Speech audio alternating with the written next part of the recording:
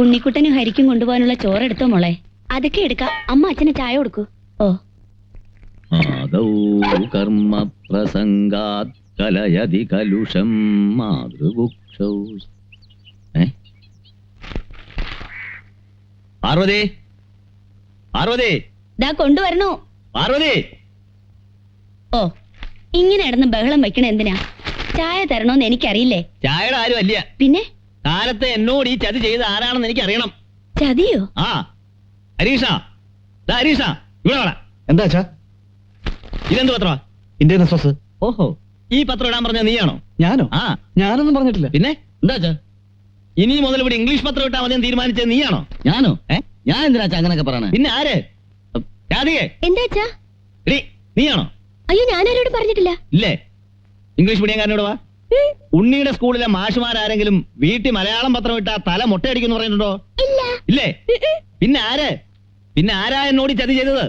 ഇത്രയും കാലമായി മലയാളം പത്രം മാത്രം വായിച്ചുകൊണ്ടിരിക്കുന്ന എന്നെ റിട്ടയർ ആയി 24 മണിക്കൂർ തികയുന്നതിന് മുമ്പ് ഇംഗ്ലീഷ് പത്രം ഇട്ട് അവമാനിക്കാൻ ശ്രമിച്ച ആരാണെന്ന് എനിക്ക് അറിയണം. അങ്ങനെ എന്നെ ഒതുക്കാൻ ആരും ശ്രമിക്കണ്ട. അച്ഛൻ എന്തൊക്കെയാ പറയുന്നത്? ഞങ്ങൾക്ക് അച്ഛനെ ഒതുക്കേണ്ട കാര്യം വല്ലതും ഉണ്ടോ? പത്രക്കാരന് മാറിപ്പോയതായിരിക്കും. ആഹാ, അച്ഛാ, അച്ഛൻ അത്യാവശ്യം ഇംഗ്ലീഷ് വായിക്കാൻ അറിയാലോ. പിന്നെന്താ? അതെ, മലയാളം പത്രത്തിൽ കൂടെ തന്നെ വാർത്ത വായിക്കണമെന്ന് നിർബന്ധമൊന്നുമില്ലല്ലോ. ഉണ്ട്. ഇന്നോ ഇന്നലെയോ തുടങ്ങിയ ശീലമില്ല. വായിക്കാൻ പഠിച്ച കാലം മുതൽ ഞാൻ വായിക്കണ മലയാള പത്ര. ഇനി ആ ശീലോട്ട് മാറ്റാൻ തീരുമാനിച്ചിട്ടില്ല. മേന്നെ ഇപ്പൊ എന്താ വേണ്ടേ? മലയാള പത്രം വേണം, അത്രയല്ലേ ഉള്ളൂ. ആ ഗോപി, നീ പോയിട്ട് 2-3 മലയാള പത്രം വാങ്ങിക്കൊണ്ടു വാ. പിടിച്ചോ. ആ കൂട്ടത്തില് ഒരു ബാലരമയും പൂമ്പാറ്റയും കൂടെ. അത് ആർക്കാ മുത്തച്ഛ? അത് മുത്തച്ഛന്റെ ഉണ്ണിക്കുട്ടൻ. താങ്ക് യു മുത്തച്ഛ.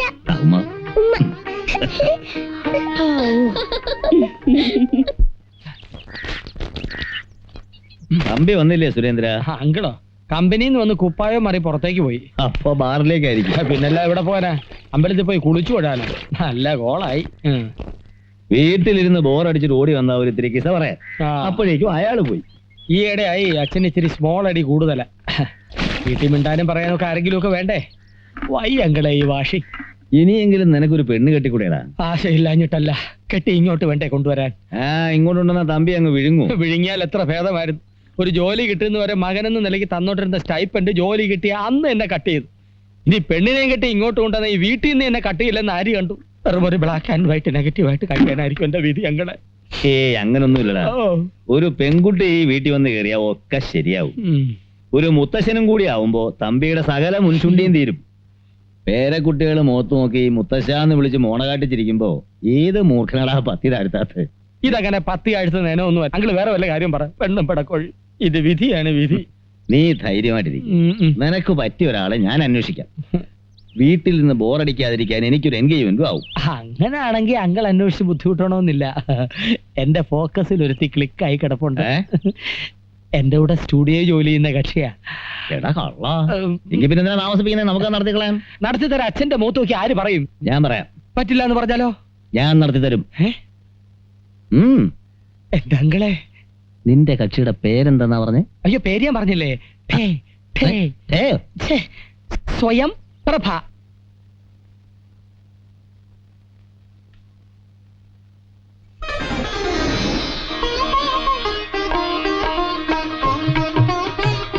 ഇനി സാക്ഷികൾ ഒപ്പിട്.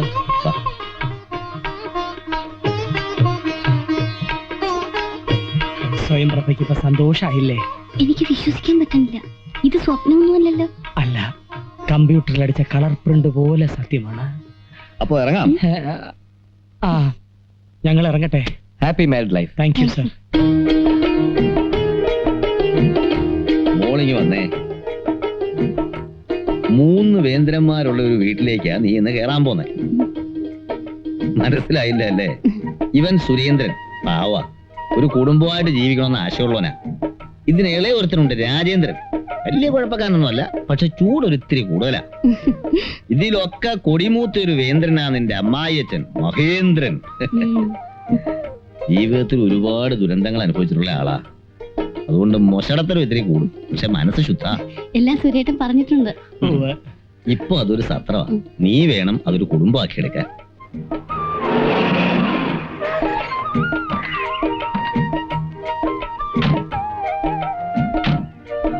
ഞങ്ങൾ ഇപ്പൊ അകത്തോട്ട് കയറുന്നില്ല.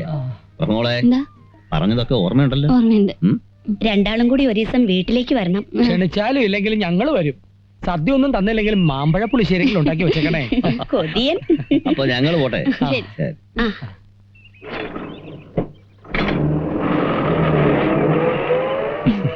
സ്വയം ആരതി ഒഴിയാനോ കുരവീട്ട് സ്വീകരിക്കാനോ ഇവിടെ ആരുമില്ലെന്ന് അറിയാമല്ലോ. അറിയാം. ദാ അതാണ് ജുറാസിക് പാർക്കിന്റെ പ്രധാന പ്രവേശന കവാടം. ഇവിടെ മുതൽ അങ്ങോട്ട് അപകട മേഖലയാണ്. ഏത് സമയത്തും ജുറാസിക് ചാടി വീഴാം. അതുകൊണ്ട് ബുദ്ധി ഒരു ശക്തിയാക്കുക, നാവ് നല്ല കത്തിയാക്കുക. പോകാമോ? പോകാം. വാ.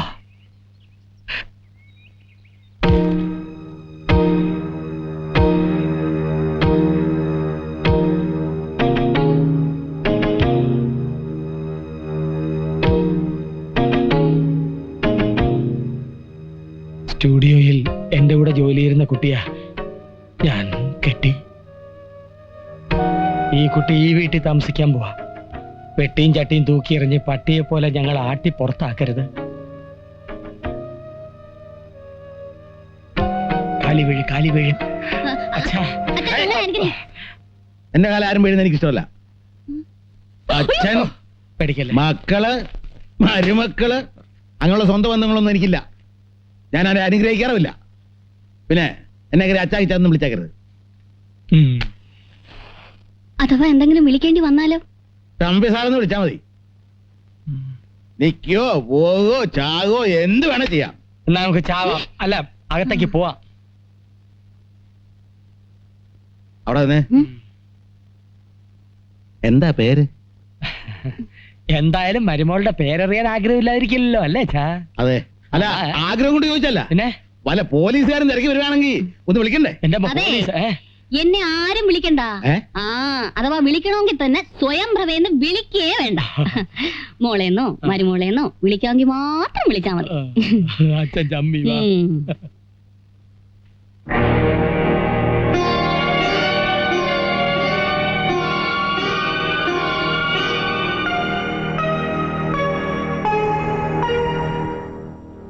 കാപ്പി.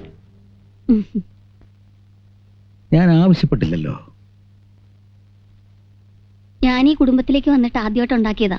ആവശ്യപ്പെട്ടാലും ഇല്ലെങ്കിലും തരേണ്ടത് എന്റെ കടമ. കുടിക്കുന്നതും കുടിക്കാതിരിക്കുന്നതും അവരവരുടെ മര്യാദ.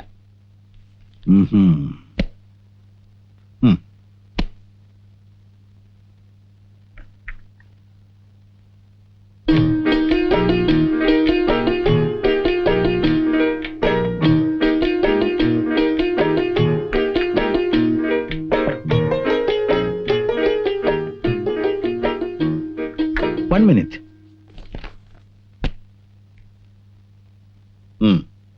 എന്തിനാ ഇത്?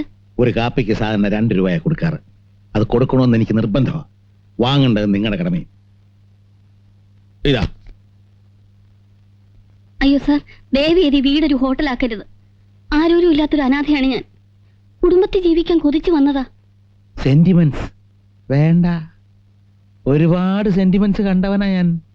അച്ഛൻ, അമ്മ, ഭാര്യ, മക്കള് എല്ലാം വെറും അഭിനയമല്ലേ. അപ്പപ്പ കണക്ക് തീർത്തില്ലെങ്കിലേ അവകാശം പറയും. എനിക്ക് ആരുടെ ഔദാര്യം വേണ്ട. പണം മേടിക്കാവുന്നുണ്ടെങ്കിൽ മാത്രം മേലെ കാപ്പി ചായ കൊണ്ടുവന്നാൽ മതി. പട്ടികൾക്കൊക്കെ നല്ല പോരായി. കുറച്ച് കൊതി തീർന്നിട്ടുണ്ടാവും. 4-5 കിലോമീറ്റർ തള്ളി മനുഷ്യന്റെ ഊപ്പാട് വന്നു പോയി. വണ്ടിയല്ലേടാ, ചിലപ്പോ അങ്ങനെയൊക്കെ ഉണ്ടാവും. അതല്ലമ്മേ, ഞാനെന്തിനാ ഇനി ദിവസം അങ്ങോട്ടും ഇങ്ങോട്ടും ഇങ്ങനെ വണ്ടി ഓടിക്കണേ? പിന്നെ ജോലിക്ക് പോണ്ടേ? വണ്ടി ഓടിച്ചോടിച്ച് ചങ്ക് കലങ്ങി തുടങ്ങി. ബസ്സിൽ പോവാൻ ബുദ്ധിമുട്ടാണെന്ന് പറഞ്ഞോണ്ടല്ലേ അച്ഛൻ വണ്ടി മേടിച്ചു തന്നത്. അതുകൊണ്ട് എന്താ കാര്യം? വണ്ടിയുടെ അവസ്ഥ കണ്ടില്ലേ? ഇത്ര നാളും അങ്ങനെ തന്നെ അല്ലേടാ പോയത്. ഇത്ര നാളെന്ന് പറഞ്ഞ അച്ഛൻ ഇവിടെ ജോലി ഉണ്ടായിരുന്നു. ഇപ്പൊ അച്ഛന് ജോലി ഇല്ലല്ലോ.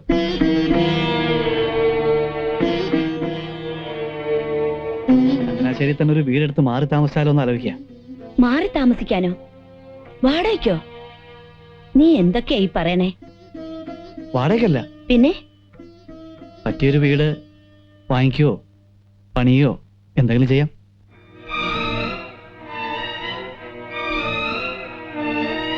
അച്ഛനമ്മ എന്റെ കൂടെ പോരെ? ഞാൻ നല്ല പൊന്നു പോലെ നോക്കിക്കോളാം. പിന്നെ രാധയ്ക്കാണെങ്കിൽ അവിടെ നിന്ന് പഠിക്കുകയും ചെയ്യാം. കാര്യമൊക്കെ കൊള്ളാം, പക്ഷേ ഇതിനൊക്കെ എവിടുന്നാ പണം? അച്ഛന് കിട്ടിയ രൂപയില്ലേ?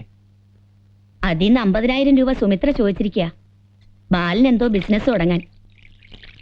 ആവശ്യമുള്ളപ്പോ തിരിച്ചു തരാന്നാ പറയണേ. ബാക്കി 1 ലക്ഷം ഇല്ലേ അമ്മേ? അതുകൊണ്ട് വീട് കിട്ടൂടാ. ഓരോരുത്തരും ലോൺ എടുക്കാം. അതിപ്പോ അച്ഛൻ എന്താ തീരുമാനിച്ചിരിക്കണേന്ന് അറിയില്ലല്ലോ. രാധയ്ക്ക് ആലോചന എന്തെങ്കിലും വന്നാ? അവക്ക് അതിനു വേണ്ടി വലിയ പ്രായമൊന്നും ആയിട്ടില്ലല്ലോ അമ്മേ. എപ്പോഴാവശ്യം എന്ന് വെച്ചാൽ ഞാൻ തിരിച്ചു തന്നേക്കാം. ഇല്ലെങ്കിൽ ശമ്പളം കിട്ടുമ്പോൾ ഒരു തുക ചെയ്ത് അച്ഛന്റെ പേര് ബാങ്കിൽ ഇട്ടോളാം. ഞാൻ അച്ഛനോട് പറയാം.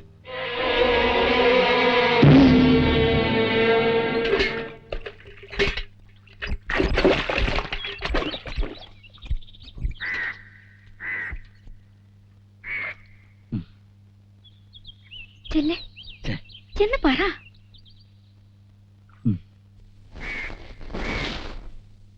തലവേദന എന്ന് പറഞ്ഞ് ലീവ് എടുത്തിട്ട് വെയിലത്തിറങ്ങി നടക്കുക. ഇപ്പൊ കുറച്ച് കുറവുണ്ട്.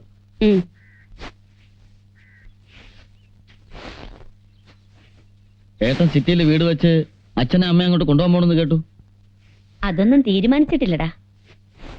ഇനി പോയാൽ തന്നെ ഞങ്ങള് സ്ഥിരമായിട്ട് അവിടെ നിൽക്കാനൊന്നും പോണില്ല. കുറച്ചു ദിവസം അവന്റെ കൂടെ, കുറച്ചു ദിവസം നിന്റെ കൂടെ മാറി മാറി നിൽക്കാം. എന്താ? ഞാനും സിറ്റിയിൽ ഒരു വീട് വെച്ചാലോ എന്ന് ആലോചിക്കുക. നിനക്ക് ഈ വീടില്ലേ? ഓ, എനിക്കെന്തിനാ ഈ പഴഞ്ചൻ വീട്? ഞാനും ഏട്ടനെ പോലെ 10-25 കിലോമീറ്റർ പോയിട്ടല്ലേ ജോലി ചെയ്യണേ. നല്ല മോഡേൺ സ്റ്റൈലിൽ സിറ്റിയിൽ ഒരു വീട് വെക്കണമെന്ന് എനിക്കുമില്ലേ മോഹൻ. അതിനിപ്പോ എവിടുന്നാ പണം? അച്ഛന് കിട്ടിയത് എത്രയാന്ന് നിനക്കറിയാലോ. അത് സുമിത്രയും ഹരിയും കൂടി ചോദിച്ചിരിക്കുക. ഈ വീട് വിൽക്കാം. എത്ര കൊല്ലം പഴക്കമുള്ളതാ? ഏത് കാറ്റത്താ ഇടിഞ്ഞ് വീഴുന്നെന്ന് വല്ല നിശ്ചയമുണ്ടോ? മുത്തശ്ശന്റെയും മുത്തശ്ശിയുടെയും അസ്ഥിത്തറ ഇവിടെയല്ലേ ഉള്ളത്. അത് വിട്ടിട്ട് പോവാൻ അച്ഛൻ സമ്മതിക്കുമെന്ന് തോന്നണില്ല. അമ്മ പറഞ്ഞ അച്ഛൻ കേൾക്കാണ്ടിരിക്കില്ല. ഞാൻ പണിയണ വീട്ടില് അച്ഛനും അമ്മയ്ക്കും നല്ല സ്റ്റൈലിനൊരു ബെഡ്റൂം. അതല്ല, രാധയുടെ കാര്യത്തിന്. അതിന് ഞങ്ങൾക്കും കൂടി ഉത്തരവാദിത്വം ഇല്ലാമേ. ശമ്പളം കിട്ടിയ മാസാ മാസം 500 രൂപ വെച്ച് അച്ഛന്റെ പേരിൽ ബാങ്കിൽ ഇട്ടിട്ട് ഞാൻ വീട്ടിൽ കയറൂ. എന്തായാലും അച്ഛനോടൊന്ന് ചോദിക്കട്ടെ. ചോദിച്ചാ പോരാ, സമ്മതിപ്പിക്കണം. ശക്തി പറഞ്ഞ ശിവൻ കേൾക്കാണ്ടിരിക്കോ? ഭർത്തൃദുഃഖോപശാന്തിക്കു കിഞ്ചിൽ തോയാ കർത്തവ്യമായൊരു കർമ്മമെന്നായി വരും. സത്യവാദി ശ്രേഷ്ഠനായ പിതാവിനെ സത്യപ്രതിജ്ഞനാക്കിയിടുക.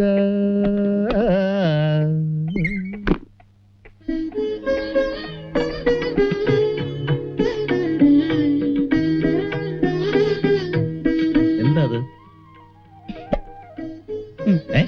അലുവേ? മേന്ന് അലുവ കടയിന്ന് വാങ്ങാനല്ലേ പറ്റൂ. എനിക്കിത് വീട്ടിലുണ്ടാക്കാൻ പറ്റും. എന്താ പതിവില്ലാണ്ടത്? കുട്ടികളറിയാതെ നമുക്ക് രണ്ടാൾക്ക് മാത്രം കുറച്ചുണ്ടാക്കിയതാ. കുട്ടികൾ അറിയണ്ടേ? അയ്യേ, തനിക്കിത് എന്തു പറ്റി? ഈ പ്രായത്തിൽ ഇങ്ങനെ നമുക്ക് മാത്രമായിട്ടൊരു മധുരം ഉണ്ടോ? ഈ ചിരിയിൽ എന്തോ കള്ളത്തരം ഉണ്ടല്ലോ. എനിക്കറിയാം, മേന്ന് ഇങ്ങനെ പറയുള്ളൂന്ന്.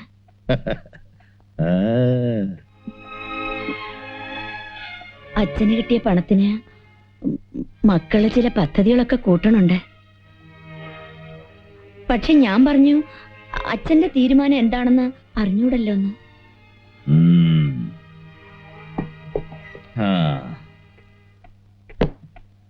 അതെന്താ താൻ അങ്ങനെ പറഞ്ഞത്? 250 റുപ്യ ശമ്പളക്കാരനായിട്ടാ ഞാൻ തന്റെ കൈക്ക് പിടിച്ചത്. അന്ന് മുതൽ ഇന്ന് വരെ എനിക്ക് മാത്രമായിട്ടൊരു തീരുമാനം ഉണ്ടായിട്ടുണ്ടോ? ശമ്പളം കൊണ്ടുവന്ന് ഏൽപ്പിക്കണമല്ലാതെ എന്തെങ്കിലും കണക്ക് ഞാൻ ചോദിച്ചിട്ടുണ്ടോ? ഓണമായാലും വിഷു ആയാലും കല്യാണം ആയാലും പിറന്നാളായാലും ബഡ്ജറ്റ് ഇടുന്നതും തീരുമാനം എടുക്കുന്നതും ഒക്കെ താനല്ലേ? നാളെ തന്നെ ആ രൂപ മുഴുവൻ തന്നെ കൊണ്ടുവന്ന് ഏൽപ്പിക്കാം. എന്താ വേണ്ടെച്ചാ ചെയ്തോളൂ. കുട്ടികളുടെ പദ്ധതികൾ എന്താണെന്ന് അറിയണ്ടേ? അച്ഛൻ വല്ല എതിരും പറയൂന്നാ എന്റെ പേടി. നീ മനസ്സമാനായിട്ട് കിടന്ന് ഉറങ്ങ. അതൊക്കെ അമ്മ പറഞ്ഞ് സമ്മതിപ്പിച്ചോളൂ. വീട് വിൽക്കാൻ പറ്റില്ല എന്ന് അച്ഛൻ പറഞ്ഞ എന്താ ചെയ്യാ? കോടതിയിൽ കേസൊന്നും കൊടുക്കാൻ പറ്റില്ലല്ലോ. അച്ഛന്റെ സ്വന്തം സമ്പാദ്യല്ലേ, ഇഷ്ടമുള്ളതുപോലെ ചെയ്യാം. അല്ല, നീ നിയമവും വകുപ്പൊക്കെ എവിടുന്നാ പഠിച്ചേ? ഓ, ഇതൊക്കെ അറിയാൻ വക്കീലിന് പഠിക്കൊന്നും വേണ്ട. ഈശ്വര, അച്ഛന് നല്ല മനസ്സ് തോന്നിയാ മതിയായിരുന്നു. ഓക്കെ, അപ്പോ മാസം ഏതാണ്ട് 1000 റുപ്യോളം നമ്മുടെ കൈ വരും. വിഷു കൈനീട്ടം കൊടുക്കാനോ പിറന്നാൾ സമ്മാനം വാങ്ങാനോ അത് ധാരാളം. വേണമെങ്കിൽ ചോറ്റാനിക്കരയിലോ ഗുരുവായൂരിലോ എവിടെ വെച്ചാ ഇഷ്ടം പോലെ പോയി തൊഴിയാവാം. പിന്നൊരു കാര്യം, കുട്ടിയോട് നമുക്കൊരുക്കുന്ന സ്റ്റൈലൻ ബെഡ്റൂമിൽ വന്ന് ഇടയ്ക്ക് എനിക്ക് കാലുരുമി തരണം, മുറുക്കാനെടുത്തു തരണം. മുറുക്കാനോ? നിർത്തിയ ദുശീലങ്ങളൊക്കെ പിന്നെയും തുടങ്ങാൻ പോവാ. ഓ, മനുഷ്യനായ എന്തേലും ഒരു ദുശീലം വേണോടോ? അതൊന്നും ഇനി വേണ്ട. ആ, വേണ്ടെങ്കിൽ വേണ്ട. പക്ഷേ ദിവസം ഒരു 2 മണിക്കൂറെങ്കിലും എന്നോടിങ്ങനെ സംസാരിച്ചുകൊണ്ടിരിക്കണം. ഒരു പ്രായം കഴിഞ്ഞാ പിന്നെ വെറുതെ സംസാരിച്ചുകൊണ്ടിരിക്കുന്നതിനാടോ ഒരു സുഖം. പിന്നെ ഇതുപോലെ ഇടയ്ക്കിടയ്ക്ക് അലുവയോ ഉണ്ണിയപ്പോ ഒക്കെ ഉണ്ടാക്കുക, ഒരു നിവേദ്യം പോലെ. ആ, പിന്നെ കുട്ടികളുടെ വീട് പണിയും രാധികയുടെ മംഗല്യം ഒക്കെ മംഗളമായിട്ട് നടന്ന ഗുരുവായൂർ വന്ന് കുളിച്ചു തൊഴാവുന്ന നേർന്ന് ഒരു 101 ഉറുപ്പിക എടുത്ത് കിഴിയേറ്റി വെക്കുക. അതൊക്കെ ഞാൻ എടുത്തു വെച്ചു കഴിഞ്ഞു. ആഹാ, എന്നാ ഇനി ഇത്തിരി മധുര.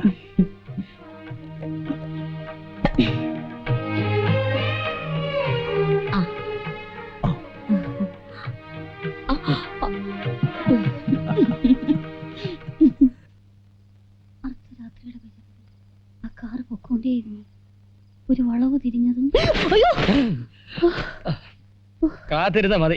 നീ വാലടച്ചിരുന്ന് ഉറങ്ങാൻ നോക്ക്. ഇനി വന്ന വരാന്തയിൽ എങ്ങനെ കിടന്നോട്ടെ. പ്രായമായ മനുഷ്യനല്ലേ, അങ്ങനെ വലിയ സിമ്പതൊന്നും തോന്നേണ്ട കാര്യമില്ല. ഈ തന്ത ആയുഷ്കാലം നന്നാവാൻ പോണില്ല. അടിച്ച വഴിയെ പോയില്ലേ, പോയ വഴി അടിക്കണം. തന്ത ആയാലും ശരി, മോനായാലും ശരി. ദീപാ സ്വയം വാലോർന്നു.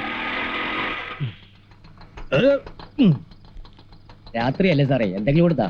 രാത്രി എന്താ റോഡിന് നീളം കൂടു? സാറിന് 10 രൂപ കൊടുക്കുള്ളൂ. മീറ്ററിന് മേലെ എന്തെങ്കിലും കൂടെ താ സാറേ.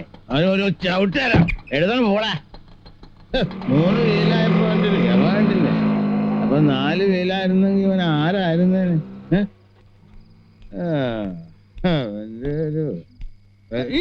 വീണു വീണു. ആരാ എന്നെ പിടിച്ച? കയ്യെന്ന് വിടറാ. ആരും എന്നെ പിടിക്കണ്ട. അച്ഛൻ ഇഷ്ടമാണോ മക്കൾക്ക് ഇഷ്ടമാവില്ല, മക്കൾക്ക് ഇഷ്ടമാവണോ അച്ഛൻ ഇഷ്ടമാവില്ല. എന്താ ചെയ്യുക? തലയിലെടുത്ത് തലമുടി പഠിച്ചാ പോവൂ. വലിയ വേദാന്തോന്നും പറഞ്ഞ് എന്നെ സോപ്പിടല്ലേ. സോപ്പ് ഇട്ടിട്ടുള്ള തന്തയ്ക്ക് ഉറക്കാത്തവനൊക്കെ എന്നെ കുഴിയിലാക്കിയിട്ടേ ഉള്ളൂ. അച്ഛൻ മുന്നോട്ട് വന്നേ. വിടറാ, വിടാ, വിടറാ. എത്ര മദ്യപിച്ചാലും തമ്പി കണ്ടുള്ളൂ വിടില്ല. നോക്കിക്കോ, നോക്കിക്കോ.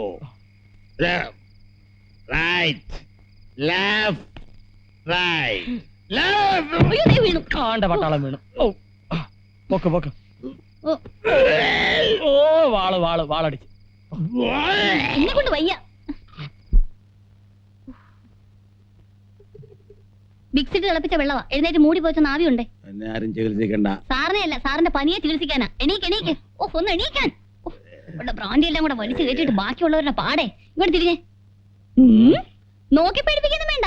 ശബ്ദിച്ച് മുറി മുഴുവൻ വൃത്തികേടാക്കിയത് കഴുകി തുടച്ച് കിടന്നപ്പോഴേ നേരം വെളുക്കാറായി. ഒന്ന് തിരിഞ്ഞേ.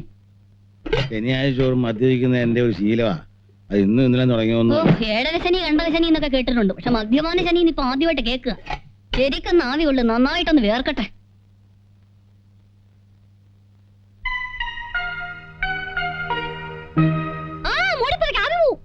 ഇതങ്ങോട്ട് കുടിച്ചേ. വേണ്ട, വിഷമൊന്നുമല്ല, ചുക്കും കുരുമുളകും കൂടിയിട്ട കാപ്പിയാ. ഒറ്റ വലിക്ക് കുടിച്ചിട്ട് നന്നായിട്ട് നാവി കൊണ്ടേ ശരിക്കൊന്ന് വേർത്ത് കഴിഞ്ഞാൽ പനി പമ്പ അടക്കും. എന്നിട്ട് സുഖമായിട്ട് കിടന്ന് ഉറങ്ങിക്കോ. അടുത്ത മദ്യപാന ശനി വരുമ്പോ എഴുന്നേറ്റ് നടക്കണ്ടേ. അങ്ങോട്ട് വാങ്ങിക്കും.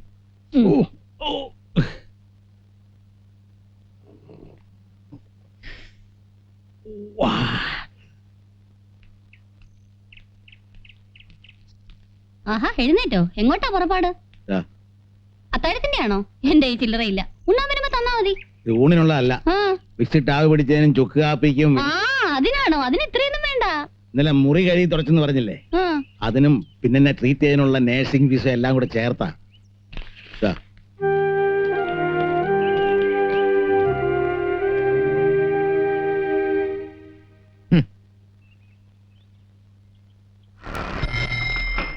കഷ്ടം തന്നെയാ നിങ്ങളുടെയൊക്കെ കാര്യം. എന്ത് പറ്റി? എന്തിനാ അവരോട് ഇങ്ങനെ? സത്യം പറഞ്ഞാ എനിക്കും വിഷമം തോന്നി. പിന്നെ ആലോചിച്ച് നോക്കിയപ്പോ ജോലി ചെയ്താൽ അതിനുള്ള കൂലി, അതിലെന്താ കുഴപ്പം? തമ്പിസാറിന്റെ സ്വഭാവം പകർന്നു തുടങ്ങിയിട്ടുണ്ട്. അച്ഛൻ പറഞ്ഞാലും കാര്യമുണ്ട്. ഈ കാടവും കടപ്പാടും എന്നൊക്കെ പറഞ്ഞ് വെറുതെ രൊക്കം പണം അതാ നല്ലത്. ആരും അവകാശം പറയില്ലല്ലോ. രാജേട്ടനും ജുറാസിക്കായി തുടങ്ങി. അല്ല, തറവാട് വെക്കാൻ പോവാന്ന് കേട്ടു. അപ്പൊ നിങ്ങൾ മൂന്നാൾ ആരോട് താമസിക്കും? ഒരാഴ്ച ഹരിയേട്ടന്റെ കൂടെ ചങ്ങനാശ്ശേരിയില്, പിന്നെ ഒരാഴ്ച ഗോപിയേട്ടന്റെ കൂടെ കടുത്തുരുത്തിയില്. അപ്പോ തെക്കോട്ടും വടക്കോട്ടും യാത്ര ചെയ്യാനല്ലേ സമയം ഉണ്ടാവും. രാധയ്ക്ക് എന്നാ ഹോസ്റ്റലിൽ നിന്നൂടെ? എന്തായാലും ഇക്കൊല്ലം കൂടിയല്ലേ ഉള്ളൂ. അതെന്താ? ഡിഗ്രിക്കൊന്നും എന്നെ വിടുമെന്ന് തോന്നണില്ല. മിക്കവാറും ഞാനും ഒക്കെല്ലാം കൂടെ ഉണ്ടാവും. ഒരു ജോലിക്കാരി ശരിയായി വരണുണ്ട്, കൽക്കട്ടയിലാ. കൽക്കട്ടയിലോ? ആ, കിട്ടിയാ ഭാഗ്യം. ഇവിടം വിട്ടു പോകാൻ വിഷമം തോന്നണില്ലേ? വിഷമോ? എന്തിന്? എവിടെയായാലും എനിക്കൊരുപോലെ സ്വന്തം ബന്ധമുള്ളവർക്കല്ലേ വിഷമിക്കേണ്ട കാര്യമുള്ളൂ.